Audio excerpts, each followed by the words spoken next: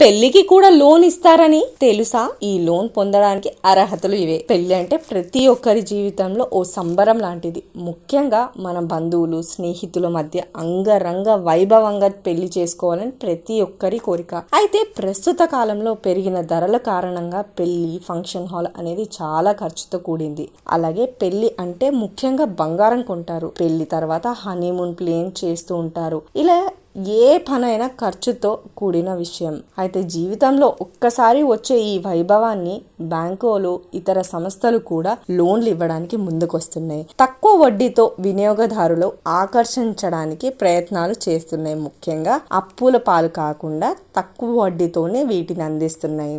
అయితే పెళ్లికి రుణం పొందడానికి కావాల్సిన అర్హతలు, పాత్రలు ఏంటో ఒక్కసారి చూద్దాం. అర్హతలు.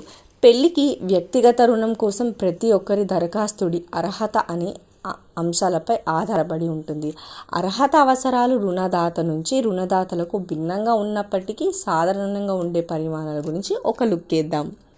కనీస వయసు. వివాహ రుణాల కోసం దరఖాస్తులు కనీసం 21 సంవత్సరాలు ఉండాలి. కొంతమంది రుణదాతలు వివాహ రుణాల కోసం 23 ఏళ్ల వయస్సు ఉండాలి అని పేర్కొంటారు. గరిష్ట వయసు. వివాహ రుణాలపై ఆసక్తి ఉన్న వేతన రుణగ్రహీత వయసు 58 కంటే ఎక్కువగా ఉండకూడదు. స్వయం ఉపాధి. రుణగ్రహీతలో వయసు 65 కంటే ఎక్కువగా ఉండకూడదు.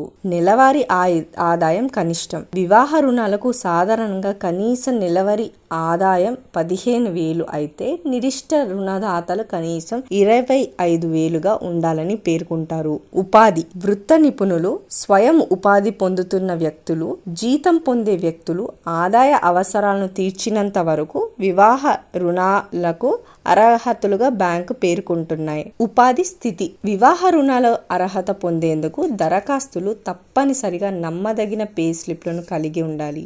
వివాహ రుణాలకు అర్హత పొందాలంటే జీతం పొందే వ్యక్తులు వారి ప్రస్తుత ఉద్యోగం కోసం కనీసం 1 సంవత్సరం లేదా 2 సంవత్సరాలు పనిచేసి ఉండాలి.